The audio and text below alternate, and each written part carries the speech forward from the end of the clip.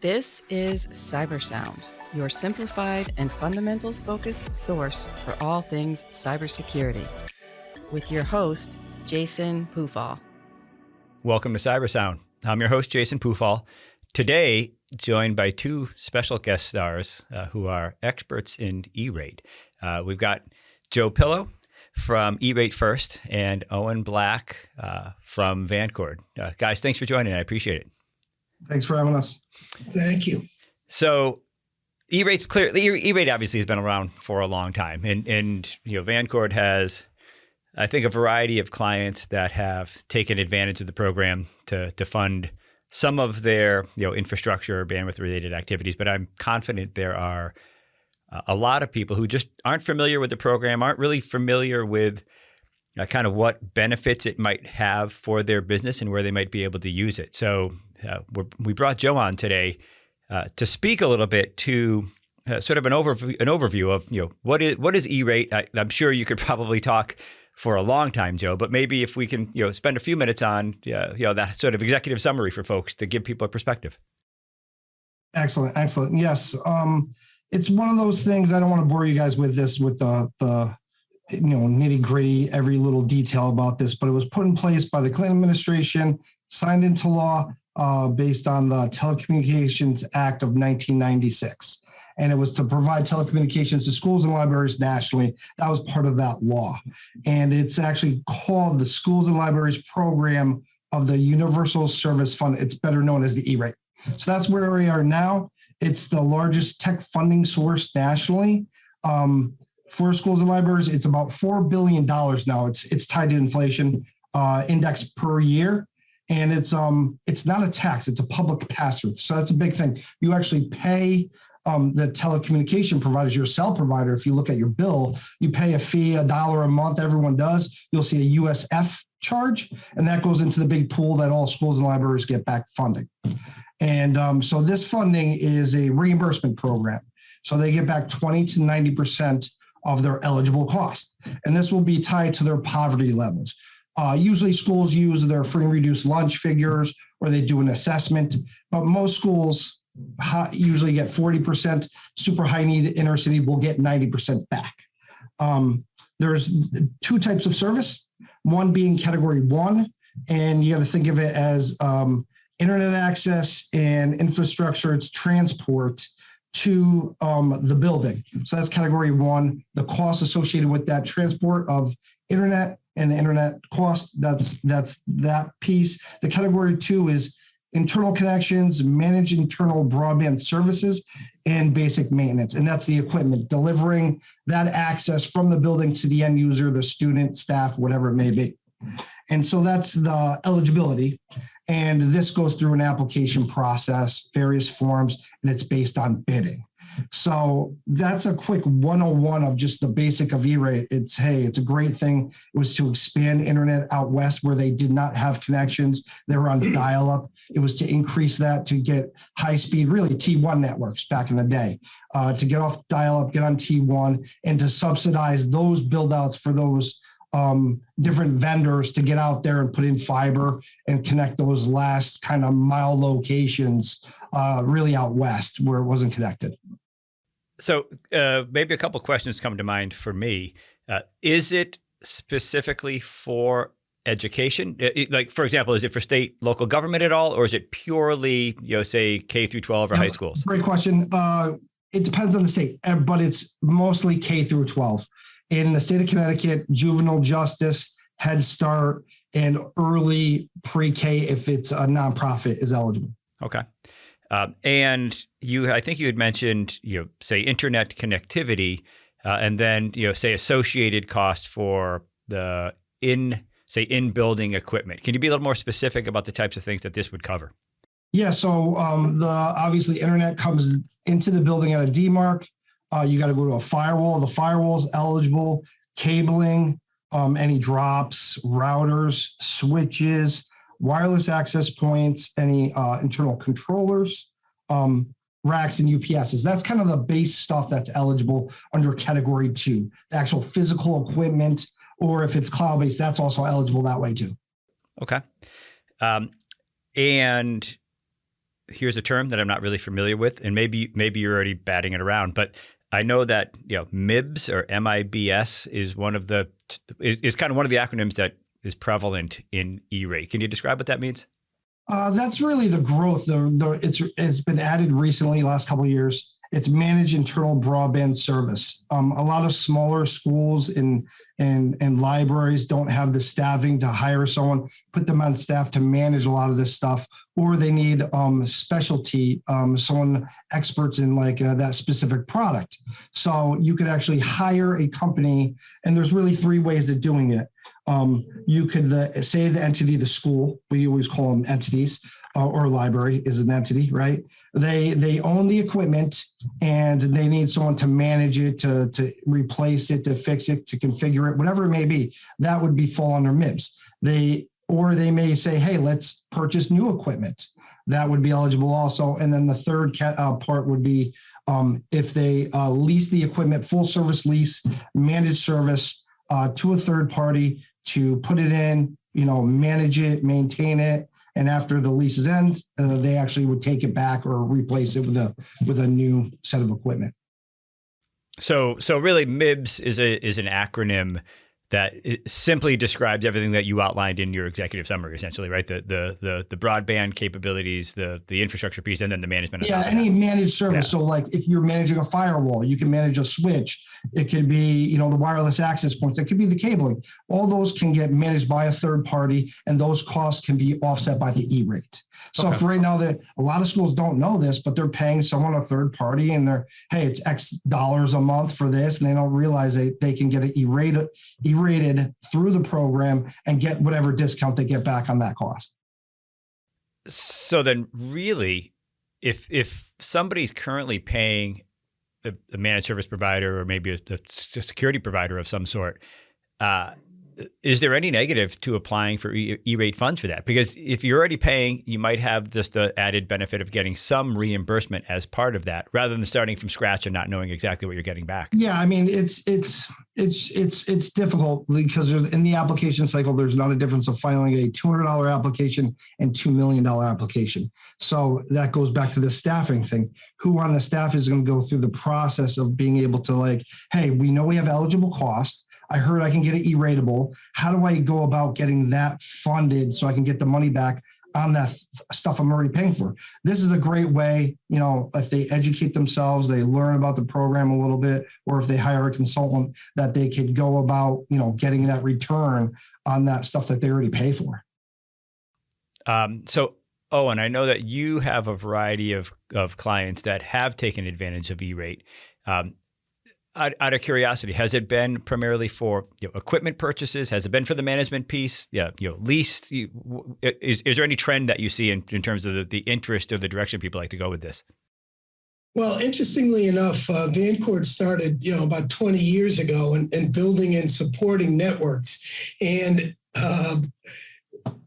probably have I don't know what the percentage is in terms of K-12 practice, but it's significant within the organization. And exactly what Joe describes, we can supply equipment to and support.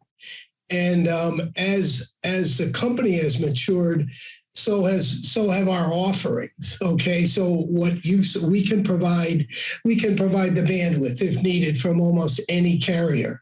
We can provide the equipment, the network equipment, but we kind of like to stay with the companies that we've chosen to represent and install and use. And along those lines, we've had success with equipment. And we've just started having success in terms of the MIBS piece, supporting them, even though we've been doing support contracts outside of this for 10 plus years. So as the company has matured, so have our offerings, and quite honestly, so have our clients, because what Joe says, it's an amazing, E-rate is an amazing tool. And there are also a lot of people on both sides, customers and suppliers like ourselves, trying to play in that arena. So it is an interesting decision as to how you approach your customer set. Oh, and it's also based on budgeting. A lot of the business, you have the technology department and then the business department, right? The financials. They like that fixed cost a lot of times that's then E-rate eligible. So they're not hit with hey, I got to buy equipment every 3 to 7 years, because then it throws off the budget. Tech department goes to them and says, hey, I need 7 new switches. That could be a huge cost that they were not anticipating in their budget. So by having it as a managed service, a lot of times you're able to project your budget, you'll be able to fix that budget and know that it's on the vendor a lot of times to replenish or replace that piece of equipment. So you have the state-of-the-art equipment without having to have that, upfront large scale cost or even license fees against that. Absolutely. And interestingly enough, the Vancords of the world and the E-rate firsts of the world we have to kind of exist at arm's length. But the education that somebody like Joe Pillo can provide a customer only aids the efforts that we make, because many of our customers, as an example, are not familiar with the fact that they can use a MIBS sort of approach. They think it's got to be equipment and installation, and then they pay someone else to support it, whether it would be internal to that, school, or whether it would be external to somebody like ourselves. Yeah, I mean, it's hugely compelling. One of the things that we've talked about, I think at least twice on the podcast, has been challenges with getting, competent or qualified IT and security support. So, a lot of K through 12s, right? Certainly a lot of our clients in general have turned to that outsourcing model. And if they can get some of the cost defrayed through the MIBS portion of E-rate, I mean, I can see where that'd be a hugely compelling thing for a lot of these sort of, these educational clients that we have. It does help with the one throat to choke type of thing too. If they're putting in the equipment, they're supposed to manage it. The client, the business department is not getting, the tech department is not getting a phone call on the weekends that something's not working. They don't have to run out and fix it. They have the company that's supposed to do it. Right. They're managing it, and they go out there. It's a big benefit when that happens. So, Joe, can you speak then for a minute on what the process would be to apply, either for the MIBS portion or even for the hardware portion? What does the application look like? Yeah, it's not like taxes where you file once a year, right? Based on rules. You have to go through a bidding scenario. So whatever it may be, internet, equipment, managed services, you got to go out to bid. So it gets, you file a form and it goes into this EPC portal, E-rate Productivity Center, they call it. And it goes online, and all vendors nationally, it's all public info, and they can see information, and they all can see it, so they can respond and submit a bid based on that almost pseudo RFP. You could also put a formal RFP against it, which we do a lot of those, but you could post it on there. Vendors have a minimum of 28 days to respond to that posting. And then once that happens, the entity then evaluates those bids, makes a decision, signs agreements, and then files the form. The next form is actually the application. You're requesting service reimbursement on that service. So you're stating, hey, I chose this vendor, this price, this term, right? Just like anything else, that's the application. Then after you submit that within that window, that deadline window, you then you go through an audit phase, defending that application, what's eligible, is the school eligible, the student counts, identifying your budget. That gets approved. You then have to file a form to accept that approval. And then the last piece is really, you then, once cost incurs, you file reimbursement filings to release the money. So you're projecting in the front end, and then based on actual, you're getting the reimbursement on the backside. And you can get set up as getting credits against your bill, or you get it as an ACH deposit into your account.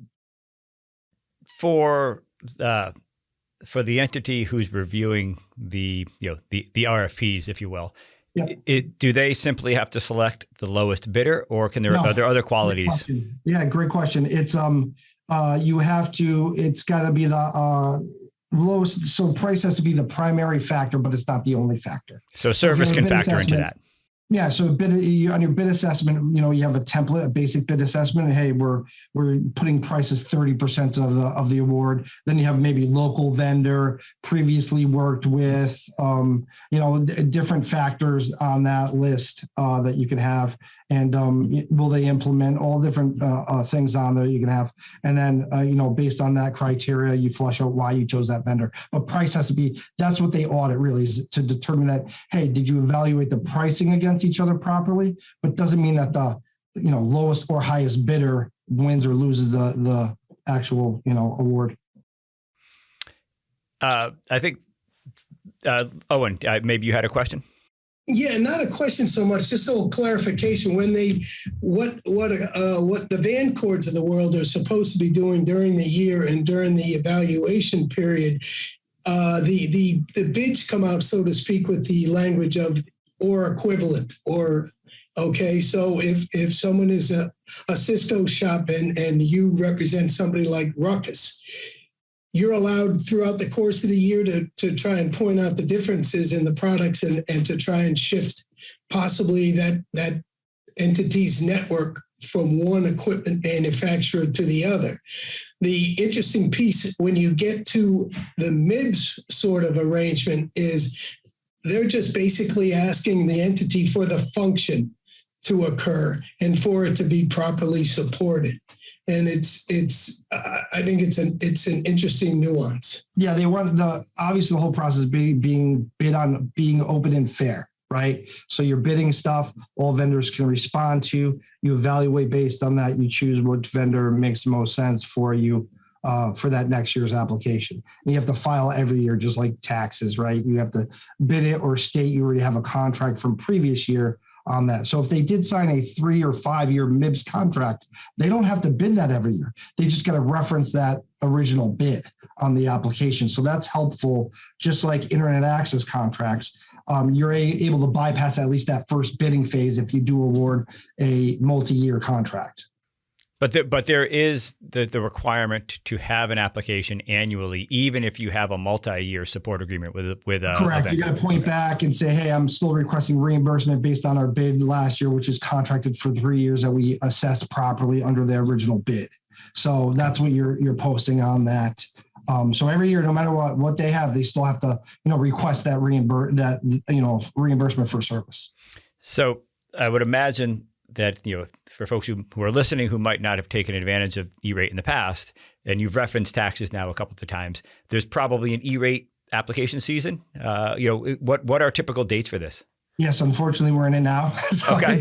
It just started. It's their 470s is really the first form. And that's that bidding form. We're posting those now. So we're going over every entity that we have that we consult for. We're reviewing what they posted last year, confirming with them what they have is still in place or went forward with, and then going over them their wish list or worst case scenario list, things they need to purchase or possibly would like to purchase next year. So then we flush those out, and that's part of that bid. So we go through that, and then now we're going to be bidding stuff. And like I said, it has to stay open for a minimum of 28 days before they can go to that next phase of, hey, this is who won the bid, or assessing the bids. Perfect. It seems pretty straightforward, and it certainly seems that it's a large pool of money. Obviously, it's available nationally, but there is a lot of money there. It clearly sounds like it's needs based, so there's probably some. Through the application process, right? Maybe some aspect of trying to determine how much of an award you get as you're trying to figure out. That's a great point. Right now, so all internet access, whatever your circuit cost and internet costs are, you're going to get that whatever the discount percentage you get, you're going to get that back. That's guaranteed. You're going to get that back. You're eligible. You should expect that every year, right? And on the category 2 side, they have a 5-year budget. And right now it's $167 per student pre-discount budget. So, if you have 10,000 students, it's $176 per student, if you have 10,000 students. And so that's your budget to be used in over a 5-year period. You could use it all in 1 year. You could spread it out. You're not obligated to use any of it.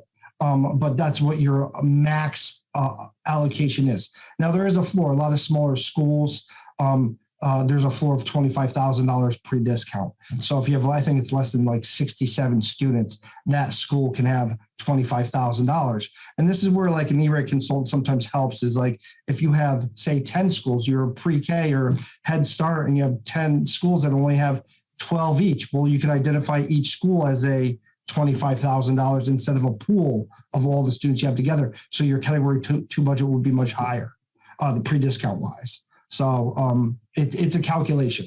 Okay. Owen, any kind of parting thoughts here? Yeah, the one thing I'd be interested to ask Joe is, what reasons do you find that entities do not file for E-rate? Difficult. They don't know how to start. They're unsure of the cost. They don't know where to turn. It's not like, you can just go down the street and see like a tax accountant and see H&R Block there. And so usually, they get it from a referral from their other, if they hire a consultant from their local other district or school that they're, friendly with. But some, if they were only getting back $1,000 and that's projected, if someone asked me, we always do a free assessments and we go over and say, hey, look, you should expect, based on your cost, you only expect $1,000. Sometimes it's not worth filing because of the time, even if internally or outsourcing it, it wouldn't be worth the effort. But once you start getting into, hey, I need equipment, I need managed service, I'd like to go fiber, then you almost have to. It's a shame if they don't. A lot of private schools don't, because they don't know how to go about doing it. And they're nervous that somehow the Fed's going to look at their books or something like that. So that was always a stopgap. But all K through 12 schools and libraries, 99% file. But private schools are eligible, so it isn't just public. Okay. If the state recognizes them as a K through 12, then they're eligible. And that's just what we should say with like the Catholic schools in the past. They're separate entities. So a lot of them didn't want to do it, or they weren't driven to do it like the school districts were. And but it's definitely, hey, it's a great avenue to get a good amount of funding, and you could actually detail out before you do it what you should expect back. Well, guys, we're up against our time. I sincerely appreciate you joining today. It sounds like there's money available. And for folks who are listening who haven't taken advantage of E-rate in the past, if you've got questions, feel free to reach out to us at Cybersound, Owen Black at Vancord, or Joe Pillo at E-rate First. To get additional information, we can help to steer you in the right direction and hopefully enable you to take advantage of some of the funds that are available to you. Joe, Owen, sincerely appreciate you joining today, and everybody. Yeah, Jason, thanks for having us. Been great. You're welcome. And I hope everybody got value out of this. I appreciate you listening. Thank you. We'd love to hear your feedback. Feel free to get in touch at Vancord on LinkedIn or on Twitter at Vancord Security. And remember, stay vigilant, stay resilient. This has been Cybersound.